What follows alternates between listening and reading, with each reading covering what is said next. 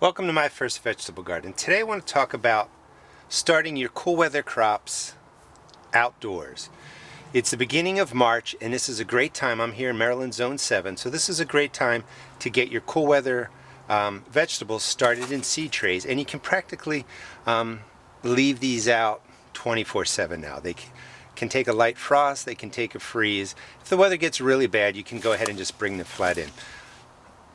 What are the cool weather crops? Just so that you have some idea, you have your kales.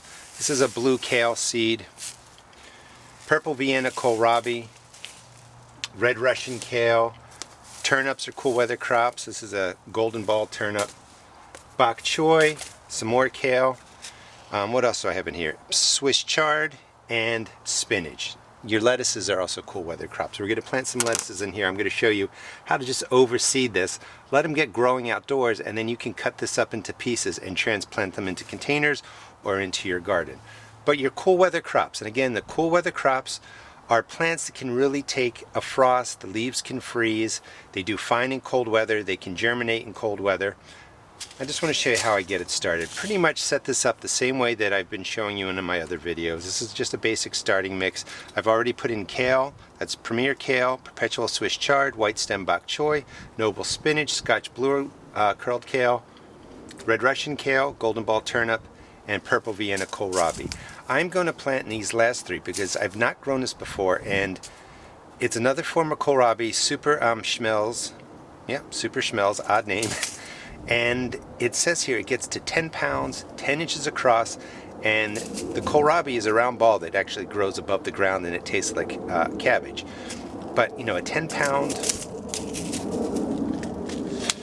kohlrabi plant. Pretty much for all of these, I put in 2 or 3 seeds. You're going to thin them down to 1, but just drop in 2 or 3 seeds into each one. You don't want to sit around waiting for a seed to germinate that may not be viable, so just put in 2 or 3. And a lot of people ask me, you know, why do you do this? Why can't you just go put them straight in the ground? You can if your ground is ready, but my ground is still cold and soggy. It has to be cleaned up, it has to be turned over, it's got to be fertilized with some organic fertilizer. So this whole process, you know, takes maybe a half an hour, 45 minutes to get everything set up. But I'll need a weekend to go out there and take care of the garden. So while I have time today, get your seeds started. Just mix them in, just like that. You know, 1/4 inch, 1/2 inch, don't worry. I've done plenty of experiments with the depth of seeds in these starting cells, and they grow from any depth. The starting mix is light. The plants can break right through it, get to the light. Don't over stress about it. Again, this is a giant kohlrabi.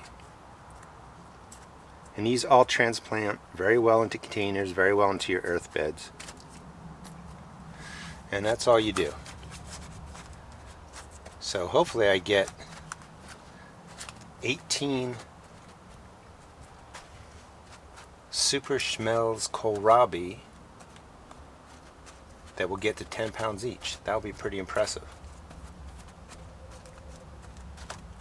And just press them in. Let me just mark this real quick.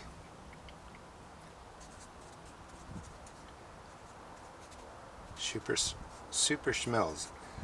It just doesn't sound right. I don't know. I want to pronounce it a different way. You're going to water this in from the bottom. Just put in, you know, water to about, I don't know, 1/4 way, whatever. It doesn't absorb after 15 minutes. Dump out. Now, I showed in the video how you can make a mini greenhouse out of an old blanket bag, and this is just set up inside of here with some PVC that I cut to fit it. I'm going to put my tray in here, sit it like that. Today it's about 60 degrees. I don't need to zip it up, but if I did, and in the evenings I'm just going to zip it in here just like that. This will protect it from the cold and the wind, let them get started, and this is a great way to really start 72 plants that you can transfer out into your containers or your earth beds. Now, lettuces too, you can start exactly that way, 2 seeds in each one, you know, thin it to one plant. If you just want to have one head of lettuce, it's going to grow to a full size. What I'm doing is taking a little pinch of endive, put that in there. This is Grand Rapids lettuce, another little pinch, mix it in there. Let's see, I want to get something red.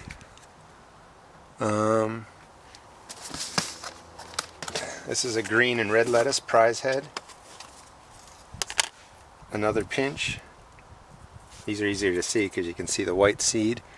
And let's go with red romaine.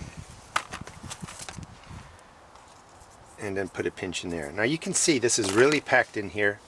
I'm just going to mix it in to a 1/4 inch to a 1/2 inch. Cover it over